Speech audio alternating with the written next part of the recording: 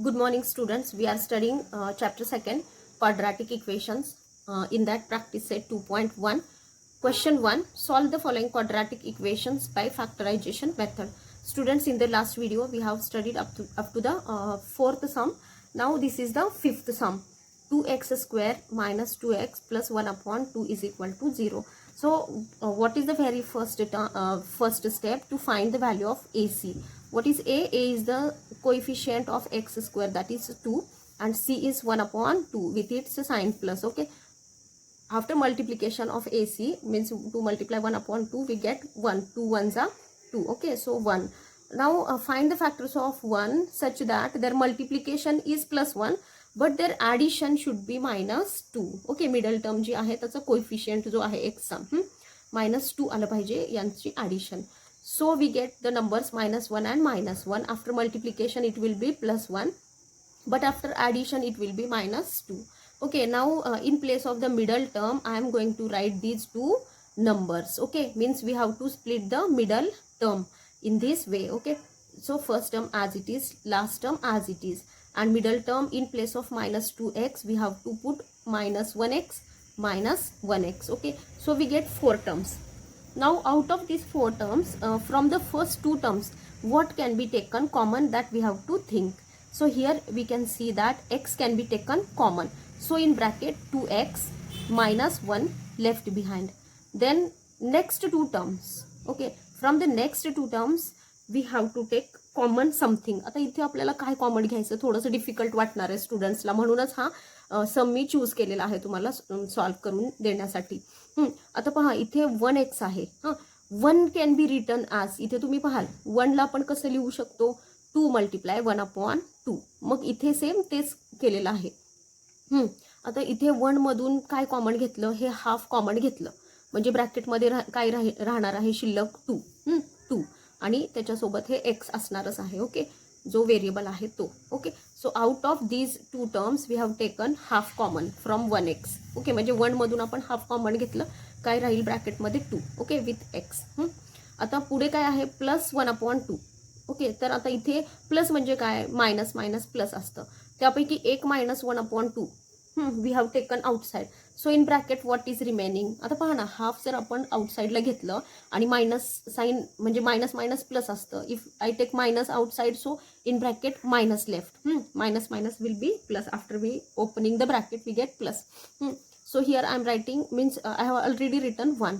Okay, -1, because half taken outside in the bracket, nothing is there, means this term will not be 0. आता ही 0 नाही आहे term, half जरी आपण बाहेर घेतलं तरी तिथे 1 असणारच आहे, because 1 is multiple of every number. कोणत्याही नंबरचा मल्टिपल आपण 1 घेतोच. Now from these 2 terms what can be taken common, that is 2x minus 1. So what is left behind, x minus 1 upon 2 is equal to 0. If the multiplication of 2 brackets is 0, it means the first term will be equal to 0 or the second term equal to 0. So in this way we find out the values of x. Okay, x is equal to 1 upon 2. These 2 multiplied this side, it will divide to the next left hand side, and here also the same thing, x is equal to this -1 upon 2 will be +1 upon 2.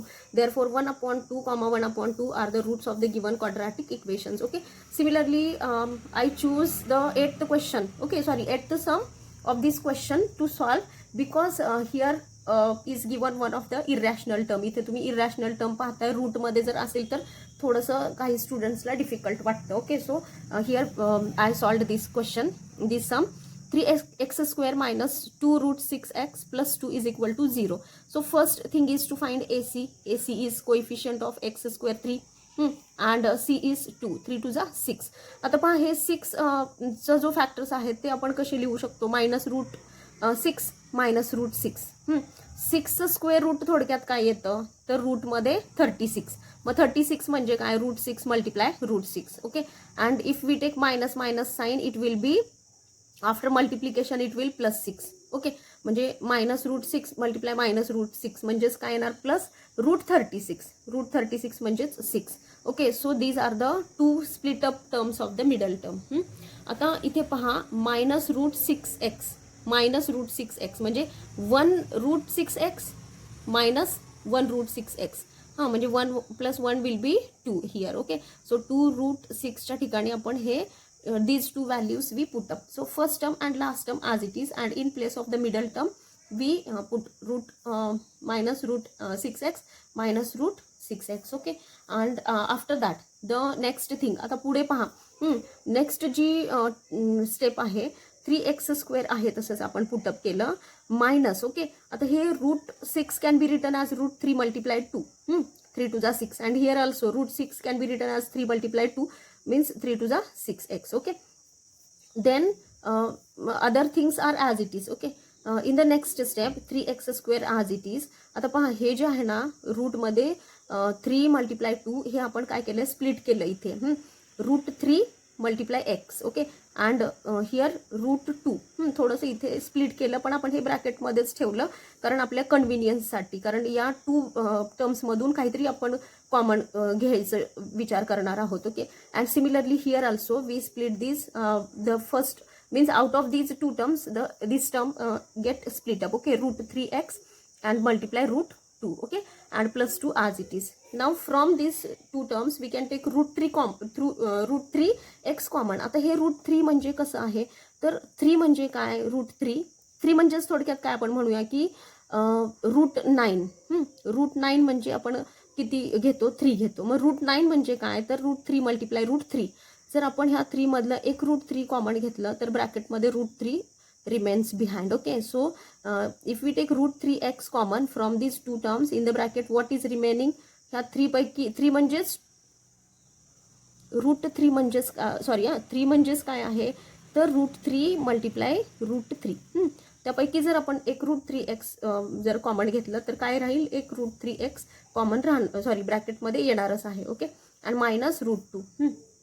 then minus from these 2 terms we have taken minus √2. Yes, minus √2, so that in the bracket √3x. Okay, and from this plus we have taken 1 minus in common, so in bracket minus remains behind. Okay, आणि आता इथे 2 म्हणजेच काय, √2 × √2. So एक route इथे common घेतलं तर एक रूट ब्रॅकेटमध्येच राहील. Okay, is equal to 0. So from these terms we can see what can be taken common, √3x minus 2. Okay, minus √2. And what is left behind, √3x minus √2 is equal to 0. If the multiplication of 2 terms is 0, it means at least first term is equal to 0 or the next term is equal to 0. Okay, and in this way we have find out the values of x. आता हे calculation कसं करायचं ते तुमच्या लक्षात आलेलंच आहे. Okay, so therefore √2 / √3, √2 / √3 are the roots of the given quadratic equations. Okay, so in this way this is the factorization method, and the remaining sum of this question, I think now which sums are left, sum number 6, 7. Okay, you have to solve yourself. Then afterwards sum number 9 is also there. 9, 10, 11 and 12 you solve yourself. Okay, if you have any doubt you can ask me. Thank you, students.